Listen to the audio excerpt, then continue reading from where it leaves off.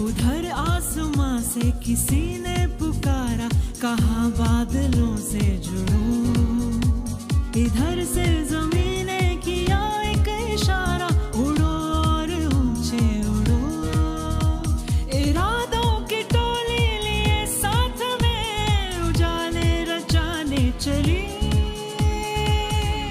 मैं देश बनाने चली।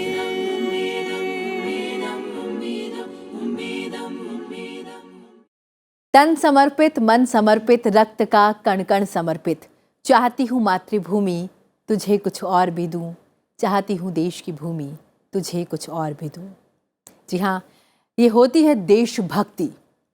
और अपना आसमां में इस बार हमारे साथ शामिल हो रही है राष्ट्र की शक्ति।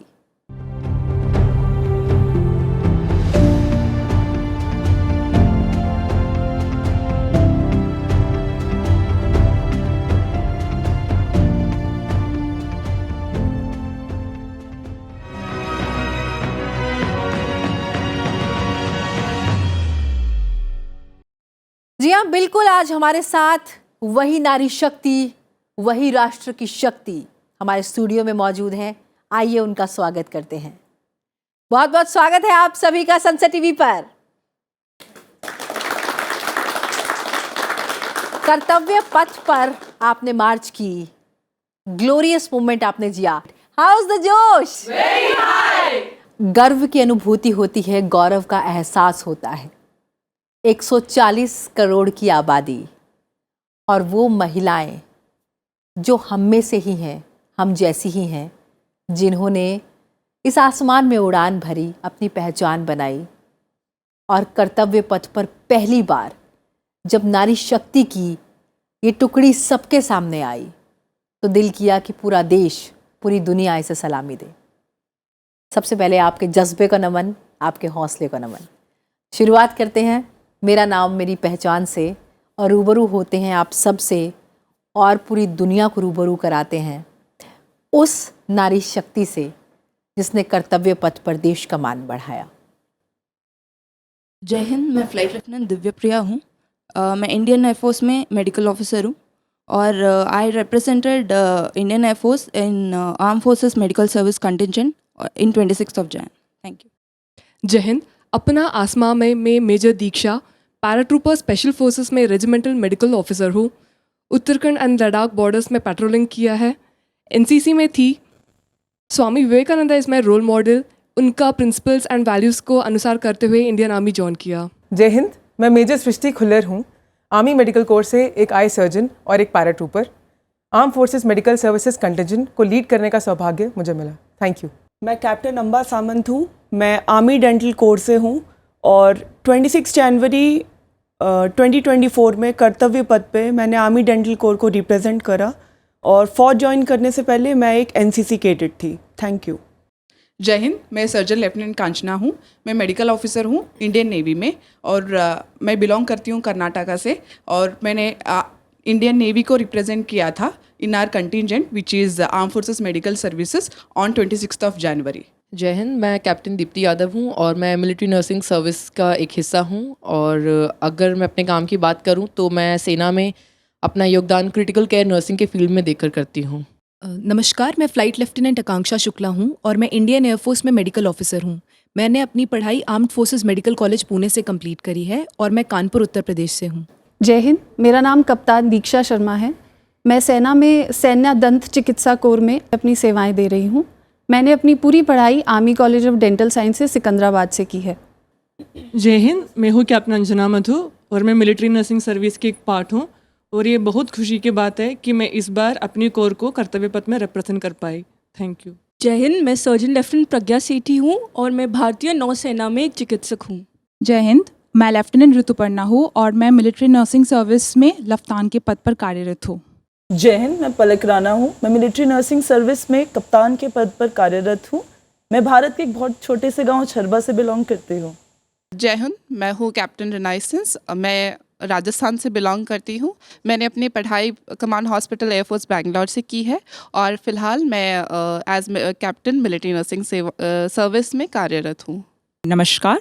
मैं captain Nana Khaki Bharat and I am serving as an officer in military nursing service. I belong to Alleppey district of Kerala and I am so happy and proud to be a part of this RDP contingent. जय हिंद, मैं lieutenant Ishika Rawat हूँ और मैं military nursing service में nursing officer हूँ. मैं उत्तराखंड पौड़ी गढ़वाल से belong करती हूँ. आप सबके जज्बे को सलाम, आपको नमन और आपका बहुत बहुत स्वागत. सही मायने में एक अलग एहसास था जब नारी शक्ति का ये रूप कर्तव्य पथ पर पूरी दुनिया ने देखा. इससे अछूता कोई नहीं और सभी ने आपको नमन और आपके जज्बे को सलाम भी किया होगा. और आपके बारे में, नारी शक्ति की थीम के बारे में क्या कुछ कहा माननीय राष्ट्रपति द्रौपदी मुर्मू जी ने, आइए सुनाते हैं. माननीय सदस्यगण, नारी शक्ति का सामर्थ्य बढ़ाने के लिए मेरी सरकार हर स्तर पर काम कर रही है. इस वर्ष की गणतंत्र दिवस परेड भी नारी शक्ति के लिए समर्पित थी.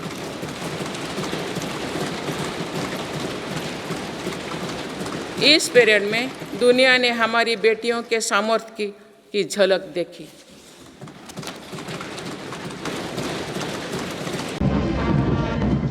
Following the band, we have marching forward for the first time ever on Kartavya Path, an all-women contingent of the Armed Forces Medical Services led by Major Shrishti Khullar with Captain Amba Samant from the Army Dental Corps, Surgeon Lieutenant Kanchana from the Indian Navy and Flight Lieutenant Divya Priya from the Indian Air Force, followed by 144 officers of the Military Nursing Service. Strength, discipline, the dedication of women officers and unwavering commitment. तो हमने माननीय राष्ट्रपति जी को सुना. उन्होंने कहा कि नारी शक्ति के नाम समर्पित ये दिन, लेकिन अब राष्ट्र में नारी आगे बढ़ रही है. नारी सशक्तिकरण की बात हो रही है. घर से बेटियां बाहर निकल रही हैं, बेटियां नाम रोशन कर रही हैं, आसमान में उड़ान भर रही हैं. लेकिन 26 जनवरी 2024 इस दिन को कोई नहीं भूल सकता. ग्लोरियस मोमेंट इसलिए भी क्योंकि कर्तव्य पथ पर पहली बार नारी शक्ति का एक सशक्त रूप नजर आया, जब मेडिकल कंटिजेंट्स यानी कि आर्मी, नेवी, एयरफोर्स की तमाम मेडिकल ऑफिसर्स कर्तव्य पथ पर मार्च करती हुई दिखाई दी. तो मेरा सवाल आप ही से, कमांडर साहिबा, मेजर खुल्लर, आपने उस पूरी कमांड को लीड किया. वो मोमेंट कैसा था, वो ग्लोरियस पल जो आपने जिया, उसकी कहानी आप ही की ज़ुबानी. पहली बार आर्म फोर्सेस मेडिकल सर्विसेज को ये मौका मिला कर्तव्य पथ पे ये दिखा सकें कि वो भी किसी से कम नहीं है, और उसको लीड करने का सौभाग्य मुझे मिला. उसके लिए मैं बहुत ग्रेटफुल फील करती हूँ. एंड वो मेरे लिए काफ़ी प्राइड का मोमेंट था जब ये न्यूज़ मेरे तक पहुँची. बीइंग एन ऑफ्थल्मोलॉजिस्ट, एक आई सर्जन होने के बावजूद ये कर पाना मेरे लिए काफ़ी डिफ़िकल्ट था. इनफैक्ट सबके लिए काफ़ी डिफ़िकल्ट था, क्योंकि हमें ट्रेन किया जाता है हॉस्पिटल के प्रेमाइसिस में रह के अपना पूरा योगदान पेशेंट केयर में देने के लिए. तो ये काफ़ी डिफरेंट था हमारे लिए, हम सब के लिए. और इसको निभा पाना ये सिर्फ एक अपॉर्चुनिटी नहीं थी, एक बहुत बड़ी रिस्पॉन्सिबिलिटी थी, क्योंकि हम सब हिस्ट्री क्रिएट करने वाले थे. And being the first one, I had to set an example. So काफ़ी अच्छा फील हुआ मुझे, और काफ़ी डर भी लग रहा था, क्योंकि सब कुछ पहली बार था. इतनी सारी नज़रें सब पे टिकी हुई थी, सबकी उम्मीद थी हमसे जुड़ी हुई, बट हम सब कुछ पूरी तरह से कर पाए, इस अपॉर्चुनिटी को ऑनर कर पाए, अपना 100% दे पाए. उसके लिए आई एम वेरी ग्रेटफुल.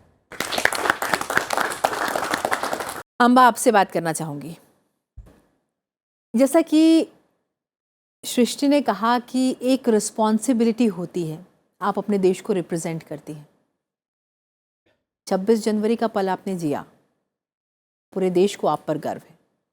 लेकिन जब हम आपकी फील्ड की बात करते हैं, कितनी चुनौतीपूर्ण है आपकी ये फील्ड, इसे कैसे समझे हम?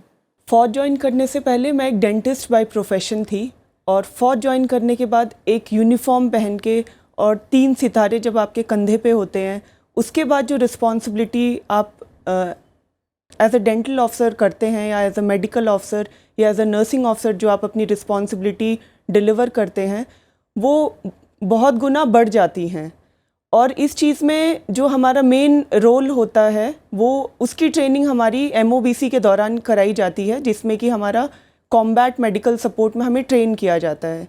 तो जब वॉर लाइक सिचुएशन होती है या पीस टाइम पे भी इस चीज़ में हमारी ट्रेनिंग बहुत अच्छे से होती है कि कैसे हमें रिससिटेशन करना है, कैसे ट्रायाज करना है, कैसे पेशेंट का डॉक्यूमेंटेशन करना है, और जिस लोकेशन पे हम हैं अगर वहाँ पे हम पेशेंट को ट्रीट नहीं कर पा रहे हैं तो हायर मेडिकल एचेलॉन में कैसे पेशेंट को ट्रांसफ़र करना है।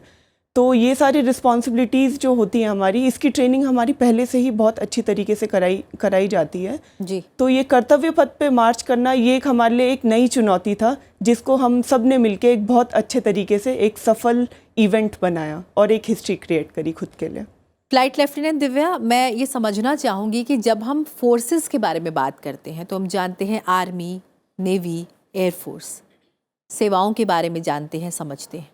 जब हम मेडिकल फील्ड में इसकी बात करते हैं तो एयरफोर्स में मेडिकल सेवाएं देना अपने आप में कितनी बड़ी चुनौती है जिससे आप रोज़ जूझती होंगी? Medical officers get posted to larger bases and smaller bases too.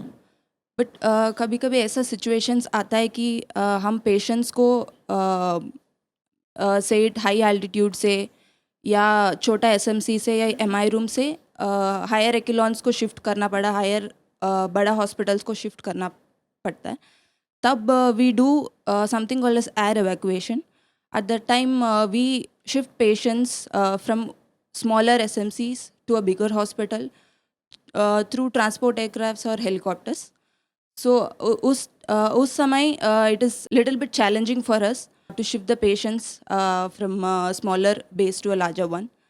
And apart from that, we do give medical cover to serving officers and their families, even ex-servicemen and civilians also. दीक्षा, आपसे बात करूंगी मैं। North east में काफ़ी challenge भी रहता होगा, चुनौतीपूर्ण रहती होगी लाइफ, क्योंकि वहाँ पर सेवा देना बाकी देश के मुकाबले थोड़ा ज़्यादा सेंसिटिव जोन है तो थोड़ा मुश्किल भी रहता है। किस तरह की चुनौती रहती है ऐसी जगह पर सेवा देना? मैम, ऐसी जगह पे सेवा देना चैलेंज है अपने आप में, बट जैसे हमारी कोर का ये मोटो है, biting fit is a fighting fit, माने कि जो बाइट कर सकता है, fit who can bite, who is fit to bite, he is fit to fight. तो ये हमारी कोर का मोटो है मैम। तो हमारी सेवा ये रहती है कि जितने भी सोल्जर्स और जितने भी अधिकारी हमारे पास सेवा के लिए आ रहे हैं, हमें उन्हें फिट करना है so that they can fight properly at the borders and they can secure our borders, and this is our prime duty ma'am.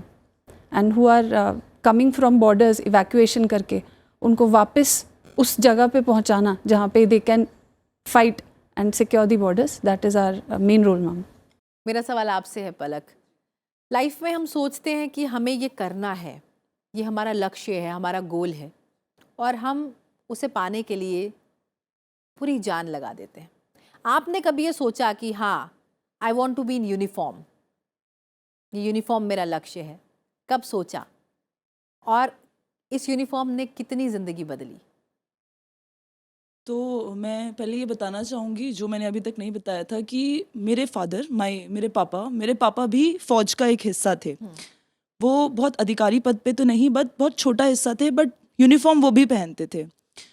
तो जब वो यूनिफॉर्म पहन के सुबह सुबह मेरे उठने से पहले निकल जाते थे और रात को मेरे सोने के बाद कई बार आते थे, तो मैं देखती थी कि इतने थकान होने के बाद भी मेरे पापा के फेस पे वो प्राइड और वो मुस्कुराहट नहीं जाती थी, वो यूनिफॉर्म की थी। तो वो शायद कहीं ना कहीं मेरे अंदर पूरे बचपन में मैं देखते आई, तो वो रह गया कि हाँ, मुझे भी एक दिन ये यूनिफॉर्म पहननी है। हमारे गांव में इतने साधन नहीं थे शिक्षा के, but my father he took efforts which no one took, and he pushed me कि you should try to do something, तुम्हें लिमिट पुश करो अपनी। तो आज जैसे आप देख पा रहे हैं, मैं कर्तव्य पद पे चल चुकी हूँ। मैं सेना, हमारी मिलिट्री नर्सिंग सर्विस में अधिकारी के पद पे कप्तान हूँ आज।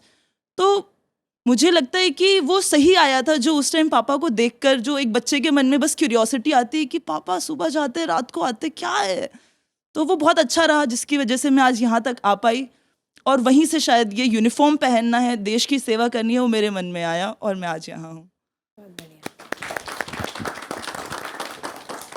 अंजना, अमूमन हम स्कूल में जब पढ़ते हैं तो हमारी क्लास में ना एक मॉनिटर होता है, उस मॉनिटर को हम कैप्टन बोलते हैं।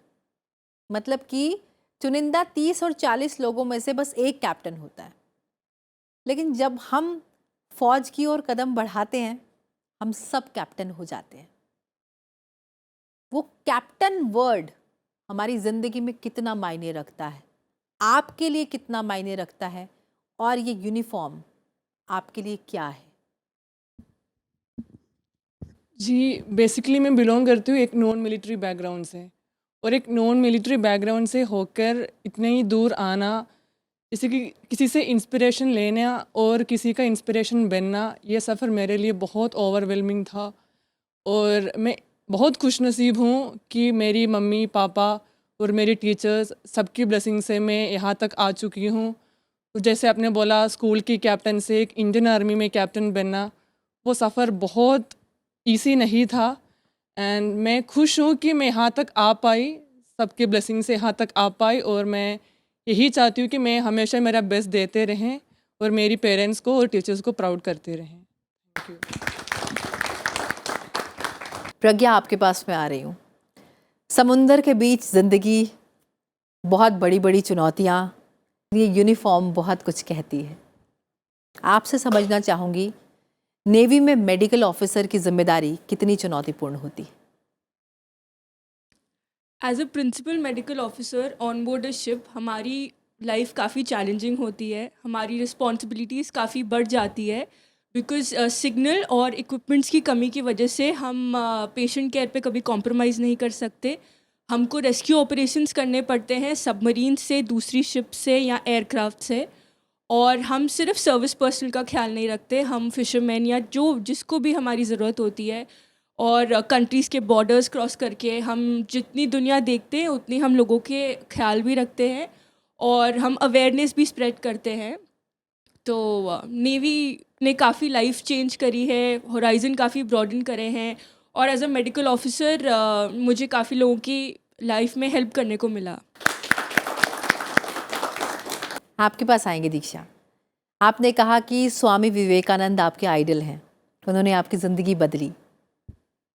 आपके जीवन का सफ़र शुरू हुआ स्वामी विवेकानंद की प्रेरणा के साथ, और फिर आप women in uniform with a big responsibility, और साथ में मेडिकल फील्ड की जिम्मेदारी। जब हम डिफेंस फोर्सेस की बात करते हैं तो ये सिर्फ नॉर्मल इंजरीज़ नहीं होती, कई बार बहुत बड़ी इंजरीज़ होती हैं, और ज़िम्मेदारी बड़ी इसलिए होती है क्योंकि हम उन लोगों को बचा रहे होते हैं जो दरअसल हमारे देश के बॉर्डर पर तैनात है। कितनी बदली ज़िंदगी, और आपने कहा कि स्वामी विवेकानंद ने आपको हमेशा प्रभावित किया। कैसे आप प्रभावित हुई? बचपन में राणे बन्नूर से मैं बिलोंग करती थी, एंड देन दावणगेरे। हमारा फैमिली में ही एक हमारा uncle, he was also a doctor, वो मॉन्क बने आश्रम रामकृष्ण विवेकानंद मिशन आश्रम में। सो मी एंड माई ब्रदर हम हमेशा आश्रम जाते थे। वहाँ का स्वामी विवेकानंद का ब्रेवरी स्टोरीज, करेजियस, उनसे हमें प्रभावित हो गई थी। Strength is life, weakness is death, those who serve for others only live, rest all are dead than alive. ये छोटे छोटे कोट्स हैं जो मेरे लाइफ में बहुत मैंने इसको फॉलो किया है। एनसीसी में जब थी तब इंडियन आर्मी रिपब्लिक डे मेरे फादर हमेशा दिखाते थे टेलीविज़न में, तो वहाँ पे मुझे पता चला पैराट्रूपर्स के बारे में, एंड डॉक्टर्स का भी एक रोल है यहाँ पे, मुझे पता चला। देन आर्मी में फ़िज़िकल एक्टिविटीज़, फ़िज़िकल टेस्ट्स में मैं अच्छी थी, बेस्ट इन फ़िज़िकल्स, सो पैराट्रूपर्स में भी मेरा सिलेक्शन हो गया। यहाँ पे जब मैं बॉर्डर्स में थी, extreme cold climatic areas, field areas, they are difficult terrains. वहाँ जाने के बाद ही मुझे एक्चुअली सोल्जर का क्या लाइफ होता है वो मुझे समझ आ गया। टिल देन जब तक हम सिविलियन लाइफ में रहते हैं, स्पेशली साउथ इंडिया में, इतना हमें पता नहीं चलता है। वहाँ जाने के बाद सोल्जर्स के लिए रेस्पेक्ट और भी ज़्यादा बढ़ गया। High altitude pulmonary oedema, chill blends, cold injuries, ये सब हम बुक्स में पढ़ते हैं एज अ डॉक्टर्स इंटर्नशिप में एग्ज़ाम्स के लिए, वो बस एक पैराग्राफ होते हैं। बट वहाँ जाने के बाद पूरा इतना क्रिटिकल केसेस होता है वो वहाँ जाने के बाद ही पता चलता है।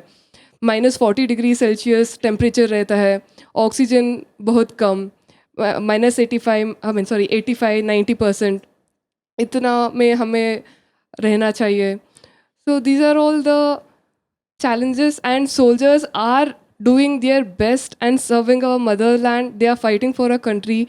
It is really a pride moment for me to even save them, to me उनके साथ रहना, उनके साथ पेट्रोलिंग के लिए जाना, उनको बचाना, ये सब it's my honour to be there.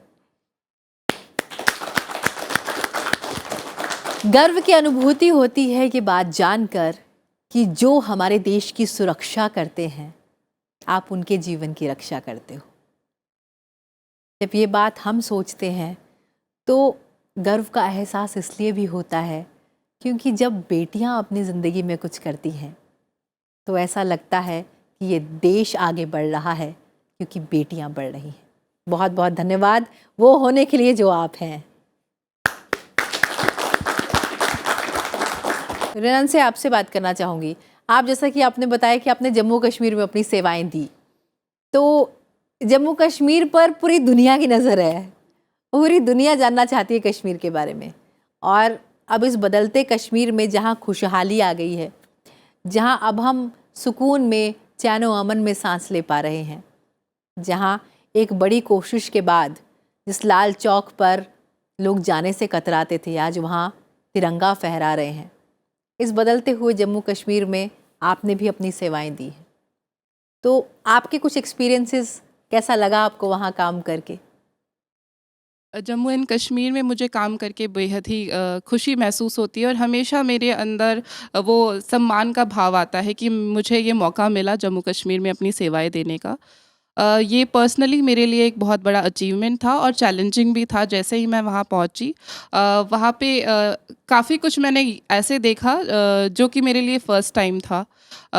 वहाँ पे अमूमन ऐसे केसेस आते हैं जैसे कि गन शॉट वोन इंजरी, माइन ब्लास्ट और काफ़ी कुछ वॉलेटाइल एरिया होने की वजह से वहाँ पे इंसर्जेंसीज और ऑपरेशंस होते रहते हैं। तो पास निकट के एरिया से हमारे पास बहुत ही दिल दहलाने वाले किस्से और सोल्जर्स को लेकर आते हैं जो कि काफ़ी डीपली वुंडेड होते हैं। और ये सब दृश्य देखकर मेरे लिए तो पर्सनली, जैसे मैं नई वहाँ पे पहुँची जम्मू एंड कश्मीर में, वो मेरे लिए बहुत ही दिल दहलाने वाला सीन हुआ। कंचना, मैं आपसे जानना चाहूँगी, अमूमन अगर हम एक फ़ौजी की ज़िंदगी की बात करें, ख़ास तौर पर बॉर्डर एरियाज़ की, बहुत सारे लैंड माइंस, गन शॉट्स, हर रोज़ ज़िंदगी और मौत के साथ वो खेलते। उसके बाद ज़िंदगी को बचाना और उस क्रिटिकल सिचुएशन से उन्हें बाहर लेकर आना कितनी बड़ी चुनौती उस समय लगती है, क्योंकि वो आपकी देश के लिए अपनी ज़िंदगी कुर्बान करने के लिए तैयार थे, लेकिन आपको उन्हें बचाना है। देश के लिए भी जिम्मेदारी है और उनके प्रति भी जिम्मेदारी है। कितना मुश्किल लगता है? क्या ऐसे कुछ केसेस आपने देखे? हाँ जी मैम, बिल्कुल देखा है। फर्स्टली वी आर इन फौज मैम, ये चीज़ हमें भूलना नहीं चाहिए। B it a medical officer और एनी काइंड ऑफ ऑफिसर, हम फौज में हैं। फौज में हम जब भी इंडक्ट होते हैं तो we were taught to be tough मतलब स्ट्रॉन्ग रहो और कॉन्फिडेंट रहो। And being a medical officer, हमें कॉम्बैट मेडिकल सपोर्ट के लिए ही कमीशन किया जाता है, तो उसके वजह से we are prepared to face situations like this. तो जब भी हमारे पास सोल्जर या तो कोई ऑफिसर या तो कोई भी डीपली वुंडेड व्यक्ति जब आता है, तो it is mainly to responsible to give your medical support. Firstly, that is our main job. So उसके लिए हमें कॉन्फिडेंट होना पड़ता है। तो जब भी हम कॉन्फिडेंट होते हैं तो हम अच्छे से अपना जो भी चिकित्सा है वो कर पाते हैं। Yes, I agree, एक एंगल अलग सा होता है बीइंग अ मेडिकल ऑफिसर कि हमारा इमोशनल कोशेंट और भी ज़्यादा होता है टूवर्ड्स द पेशेंट्स, बट वो भी रहेगा साथ साथ में। उसके साथ with a strong mind and hand, I would say, because being a officer you should be medical officer, you should be doing suturing and all, तो उस coordination में हमें चलना पड़ता है मैम. और मैंने खुद से एक गनशॉट वुंड केस भी हैंडल किया था. that was really challenging for me, but end of the day when you see the patient surviving and having a smile back, that is most what you say precious thing in the entire world. Deepti आपसे बात करना चाहेंगे. आज कंधे पर 3 सितारे हैं, गर्व का एहसास है. आप जो काम कर रही हैं बहुत अच्छा काम कर रही हैं, लेकिन आपको मैं लेकर जाती हूँ उस पहले दिन पर जब आपकी ज्वाइनिंग हुई. यूनिफॉर्म पहनने के बाद पहली बार पता चला कि यहाँ हमें ड्यूटी करनी है. उस समय क्या कभी घबराहट हुई? क्योंकि दरअसल आप किसी नॉर्मल केस को ट्रीट नहीं कर रही, आप उनको बचा रही हो जो देश को बचाते हैं. कभी उस घबराहट के एहसास के साथ कभी बढ़ी कि क्या मैं ये कर पाऊंगी, क्या ये मुश्किल होगा, क्या ये मुझसे हो पाएगा? एक ऐसा भाव भी आता है कि हम एकदम अपना कॉन्फिडेंस खो देते हैं. क्या कभी आपके साथ ऐसा हुआ? बिल्कुल मैम, बिल्कुल. अगर मैं अपनी पहली पोस्टिंग, अपना पहला दिन अगर मैं आपको एक्सपीरियंस शेयर करूं, तो जैसा कि मैंने बताया मैं क्रिटिकल केयर नर्सिंग में स्पेशलाइज्ड हूँ. तो जो मेरा पहला दिन था वो एक होता है स्टार्टिंग में आपको सीखने के लिए, क्योंकि आप नया खून नया जोश होता है, तो आपको ऐसे एरियाज़ में डाला जाता है ताकि आप वहाँ से सीखें, नई नई चीज़ों को जल्दी से उठाएं. तो जो मेरा पहला दिन था वो एक ICU में था, जिससे एक जुड़ा हुआ ट्रॉमा सेंटर भी था. पहला दिन पहला एक्सपीरियंस था जो मैंने पेशेंट को रिसीव किया. पूरा मतलब ही वॉज बैडली वुंडेड, पूरा पैर में गोली लगा हुआ है, चेस्ट में वूंड है उसका, गन शॉट वूंड. वो देख के I could not tell you वो फीलिंग मेरे अंदर क्या थी. एक वो ब्लड की अलग सी स्मेल आना, ऊपर से नई जगह पे पोस्टिंग होना, अपना मेंटल इमोशनल अपना भी सेटल नहीं हो पाया है, and at the same time आप इतनी सारी फिजिकल चीज़ें अपने आसपास देख रहे हो. इट वाज टोटली बहुत मुश्किल था ये सब लेना. तो फर्स्ट डे आई वेंट, एक मेरे सीनियर थे, एक मैम थे, उनके पास जाके सबसे पहले मैंने बहुत रोया. To be very frank I cried with my tears. तो वो मैंने मैम को अपना ऐसे बताया, मैम मैं तो मुझे बिल्कुल अच्छा नहीं लग रहा है, मुझे नहीं लगता ये सब मुझसे हो पाएगा. And I was never admitted to hospital. I never knew hospital के अंदर ये सेटिंग क्या होती है. एंड फिर ये स्टार्स लगने के बाद जब आप आते हैं तो वो रिस्पॉन्सिबिलिटी अलग होती है. Patients are dependent on you. Patient चाहते हैं कि आप उनको मॉरल सपोर्ट दें, आप उनकी फिजिकल स्ट्रेंथ को लेके उनको बढ़ावा दें कि नहीं आप कर पाएंगे, आप ठीक हो जाएंगे. बट वहाँ मैं ऐसे खड़ी हुई थी कि वो पेशेंट मुझे देख रहा है कि मैम हो जाएगा, मैम हो जाएगा. I still remember there was a JCO, he got admitted, and मुझे उसकी रिस्पॉन्सिबिलिटी दी गई कि you are the junior most nursing officer, तो आप इस पेशेंट को देखोगे. I said okay. वो थोड़ा डिलेमा में आके आई सेड ओके मैम मैं देख लूँगी. When I happen to talk to the soldier, तो उन्होंने मुझे बताया कि मैम आप क्यों परेशान हो रहे हो, एक गोली तो लगी है, अभी ठीक हो जाएगा थोड़े टाइम में. मैंने कहा नहीं आपको दर्द हो रहा होगा, मतलब उसको एक वो इंजेक्शन देना, एक सुई डालना उसके शरीर में ना, मुझे लग रहा था कि पाप कर दिया तुमने. बट वो पेशेंट ने मेरा जो हिम्मत बढ़ाई है, पेशेंट ने बोला नहीं मैम आप सीखो, आप ऐसे करोगे ऐसे ही सीखोगे, आप हमारे लिए करते हो हम देश के लिए करते हैं. वो पेशेंट जो मेरे पहले पेशेंट थे, उन्होंने मेरी बहुत हिम्मत बढ़ाई. क्या बात है. और उनको मैं हमेशा हमेशा याद करती हूँ. हर एक्सपीरियंस में अपने जूनियर्स अपने सीनियर्स में हमेशा उन्हें बताती हूँ कि पेशेंट्स आपको सच में बहुत मोरल सपोर्ट देते हैं. तो मेरे भी वो पेशेंट थे. फिर जैसे जैसे वो ठीक हुए उन्होंने मुझे बताया कि मैम आप क्या बात करते हो, आप लोग तो वैसे ही इतना स्ट्रांग हो, आप अभी आपको लग रहा है आप कमज़ोर हो बट आप बहुत स्ट्रांग हो. फिर ही वॉज़ वेरी मोटिवेटेड कि बीइंग फीमेल्स आप यहाँ तक आए हो, हमारे देश को रोशन कर रहे हो, and I feel very proud कि मैं आपके हाथों में आया हूँ, मैं ठीक हो जाऊँगा. तो उनका वो कॉन्फिडेंस हमारे ऊपर जो आया, उससे हमारा कॉन्फिडेंस और बूस्ट होता है कि भाई अगर आप ही कॉन्फिडेंस दिखा रहे हैं तो हम तो करके दिखा ही देंगे. तो that was very very different and a very proud feeling at the same time. थोड़ा डर था but at the same time I was feeling very proud कि चलो कुछ अच्छा करने के पथ पे निकले हुए हैं, शायद कुछ बड़ा करेंगे. एंड आज जब मैं इस शो में आ रही हूँ, आज आप मेरा इंटरव्यू ले रहे हैं, दुनिया देख रही है, तो I really feel very proud. Thank you so much.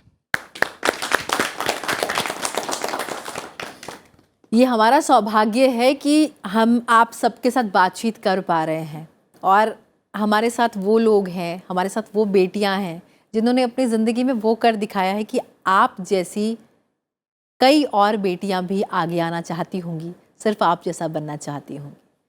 Flight lieutenant आपसे बात करूंगी.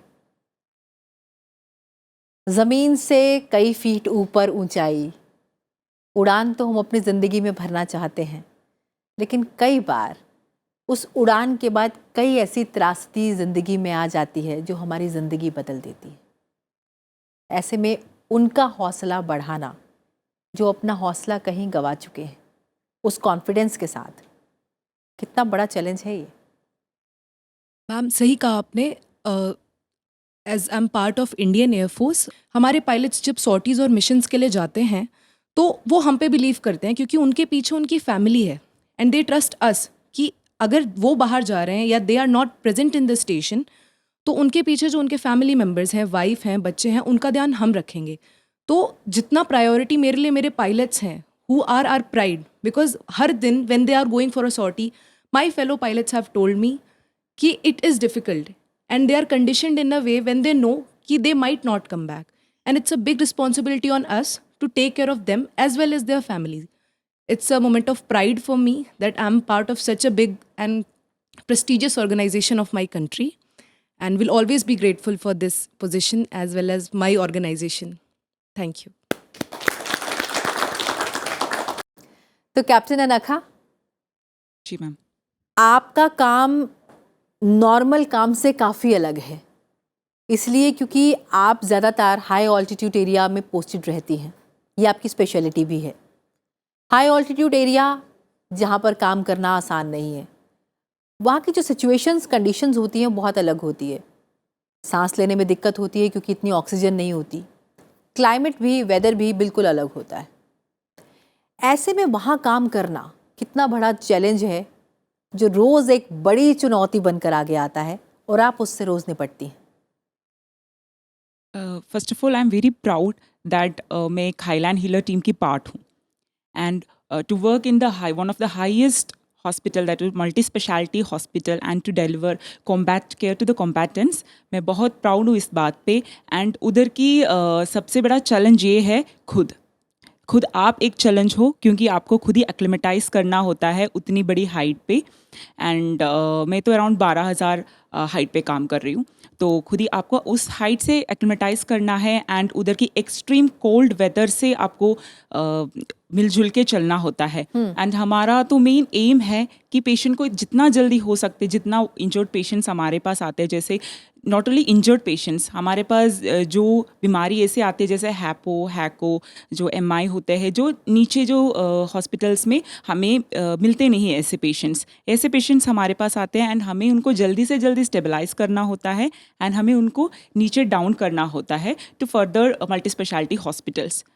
एंड हमारा दिन का शुरुआत ऐसे होता है कि जैसे पहले चेक करते हैं वेदर कैसे है, देन टेम्परेचर कैसे है, कि हमारी एयरफोर्स की फ़्लाइट उड़ेंगी, हमारी पेशेंट को लेके जाने के लिए एयरफोर्स की फ़्लाइट्स तैयार है, and we are always ready to receive patients from higher altitudes even. And मैं बहुत खुश हूँ, and my training has made me strong enough to survive this challenges and to come up and deliver the care and to fulfill the motto of my core military nursing service, that is to deliver service with a smile. And I'm so happy. Thank you. और हम चाहते हैं आप हमेशा service के साथ smile करती रहें। सो लेफ्टिनेंट ऋषिका, आप उत्तराखंड से आती हैं, बहुत ही शांतिपूर्ण इलाका, लेकिन जो आपकी ड्यूटी है वो सिर्फ शांतिपूर्ण इलाकों में नहीं होती, तो कई बार बॉर्डर एरियाज़ पे भी होती है। और ज़रूरी नहीं है कि हॉस्पिटल में ही रहना है, मेडिकल हॉस्पिटल में ही रहना है।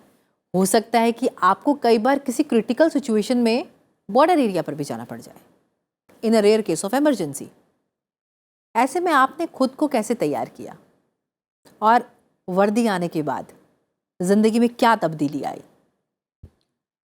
मैम, हमको शुरू से ही ट्रेनिंग टाइम से ही सिखाया गया है, मतलब जब से ही हमने इस चीज़ में कदम रखा है हमको पता चला है कि जैसा बाहर से दिखता है वैसा कुछ भी नहीं है। हॉस्पिटल सेटअप एक एज अ पेशेंट बहुत अलग होता है, पर when you are there to render care to the patients directly, one on one interaction जब होता है तब आपको रियलाइज़ होता है कि it's not just giving care to the person, it starts when we interact with the patient. So I have become stronger, or I can say I've become immune to that emotion of Actually, I must say that feeling the emotion of sadness and discipline that I've learned. Promotion of discipline Yes, and ma'am. devotion of sadness. Yes, ma'am. Discipline is the one thing that this uniform has given me, ma'am. जज्बा और हौसला तो ज़िंदगी में आ ही जाता है, लेकिन ज़िंदगी में एक ऐसा डिसिप्लिन आ जाता है कि हम अपनी ज़िंदगी के साथ साथ बहुत से लोगों की ज़िंदगी बदल देते हैं। आपके पास आऊँगी ऋतुपर्णा। बहुत ही खूबसूरत आपका नाम भी है और बहुत ही खूबसूरत आपका काम भी है। हर साल टीवी सेट के इस तरफ बतौर सिविलियन 26 जनवरी का प्रोग्राम देखना और उसके बाद यूनिफॉर्म में आने के बाद कर्तव्य पथ पर मार्च करना, जहां लोग आपको देख रहे हैं। ये 2 जिंदगियां आपने जी हैं, सिविलियन से यूनिफॉर्म तक। इस 1 साल ने आपकी ज़िंदगी कितनी बदली? 1 साल में बहुत चेंजेस आए हैं। पहले मैं हर साल टीवी थ्रू टीवी स्क्रीन मैं ये शो देखती थी और जस्ट एक ही ड्रीम था कि काश मैं वो सामने से बैठ के देख सकूं, बट कभी सोचा नहीं था कि उस कर्तव्य पथ में चल पाऊंगी, ये मौका मिलेगा मुझे। सो फाइनली जब ये न्यूज़ मिला, खबर मिली कि हम लोग कर्तव्य पथ पर चल पाएंगे, तो it was like a dream come true moment for me. And that हम पूरी देश की फीमेल्स को रिप्रेजेंट कर रहे हैं, फौज को रिप्रेजेंट कर रहे हैं। So it was a very inspiring moment for me and for all of us. अमूमन हम ये कहते हैं कि ज़िंदगी बहुत खूबसूरत है और उस खूबसूरत से ज़िंदगी को बनाने वाली दरअसल महिलाएं होती हैं, चाहे वो बेटी हो, बहन हो, माँ हो, रिश्ता कोई भी हो, लेकिन एक महिला ज़िंदगी को खूबसूरत बना ही देती है। आप लोग विमेन इन यूनिफॉर्म जो ज़िंदगी जीने का एक जज्बा तो जगाती हैं, लेकिन ज़िंदगी कितनी खूबसूरत है इसका एहसास आप उनको कराती हैं जो ज़िंदगी हाथ पर लेकर हमारे देश को बचाते हैं। तो आपसे मैं एक छोटा छोटा संदेश लेना चाहूँगी, आप लोगों के लिए ज़िंदगी के क्या मायने हैं, ज़िंदगी कितनी खूबसूरत है। बचपन से ही मैं अपने नाम के आगे कर्नल डॉक्टर लगाया करती थी, क्योंकि मुझे ऐसा लगता था कि कर्नल से ऊपर रैंक नहीं होती। तो आज मैं अपने वो सपने को ऑलमोस्ट जी रही हूँ और अच्छा कर पा रही हूँ अपने करियर में। मेरे लिए बहुत बड़ी सौभाग्य की बात है और मैं बहुत खुश हूँ। अच्छा पलक, आप बताइए, हमें तो ये भी पता है कि आप इस प्रोफेशन के अलावा कुछ और भी अपनी ज़िंदगी में जीती हैं। हम कहते हैं ज़िंदगी बहुत खूबसूरत है और आपकी ज़िंदगी कहीं सेलिंग में भी बसती है, ऐसा है? जी ऐसा है, मैं ब्लू वाटर सेलिंग कर चुकी हूँ और मुझे वो मौका भी मेरी ऑर्गेनाइजेशन ने ही दिया, क्योंकि मेरा प्रोफेशन है नर्सिंग, बट सेलिंग अगर आप जोड़ेंगे तो वो आपको थोड़ा अटपटा लगेगा कि सेलिंग नर्सिंग। तो ये मेरे को मेरी ऑर्गेनाइजेशन ने मौका दिया था, मैंने कोर्स किया और ड्यूरिंग दैट कोर्स मेरे को रियलाइज़ हुआ कि हम जो छोटी मोटी दिक्कतों से परेशान हो जाते हैं अपनी लाइफ में कि आज ये डेडलाइन नहीं पूरी हो पाई या फिर आज तो ये मैं ऐसे करना चाहती थी ऐसा हो गया, लोग नाराज़ हो गए, ये बहुत छोटी बातें हैं। जब हम समुद्र में होते हैं, कुछ नहीं दिखाई दे रहा होता, तो हमारे लिए वो छोटी सी बात की मतलब मैं यहाँ ज़िंदा हूँ वही बहुत बड़ी बात होती है। तो मेरे लिए तो बहुत अच्छा एक्सपीरियंस रहा कि मैं ये सब देख पाई और मैंने बहुत सीखा उससे। जी, For the younger generation of the nation, I would like to share about someone who is Air Marshal Padmavati Bandyopadhyay ma'am.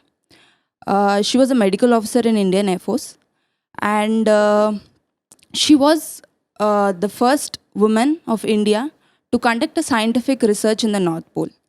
And she was also the first woman officer to reach the rank of an Air Marshal. And she had completed her Defence Staff College in the year 1978, even before women were inducted for operational role in Indian Air Force. So I think already women have broken the glass ceiling and paved the way for us to achieve more and more in this field.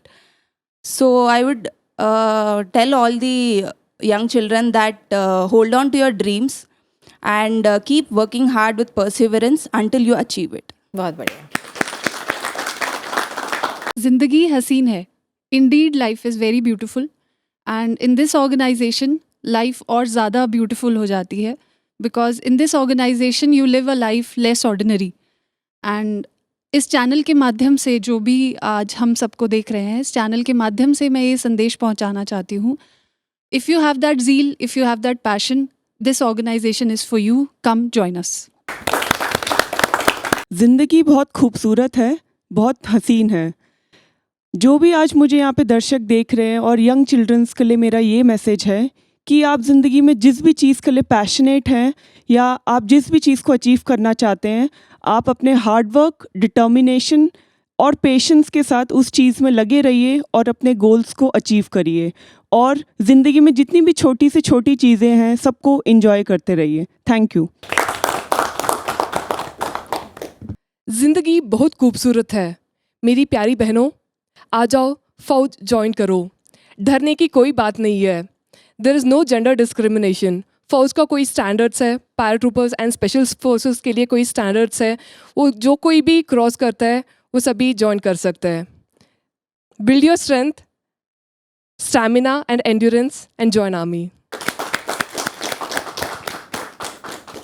मेरे लिए ज़िंदगी मतलब मुस्कुराते रहो। Your smile will definitely change a lot.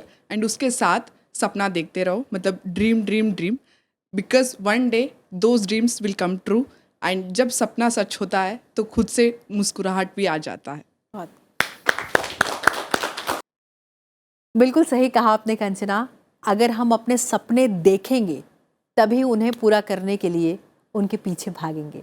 बहुत बहुत धन्यवाद आप सभी का कि आप अपना आसमां में शामिल हुई और आपने सभी को प्रेरित किया। बहुत बहुत धन्यवाद।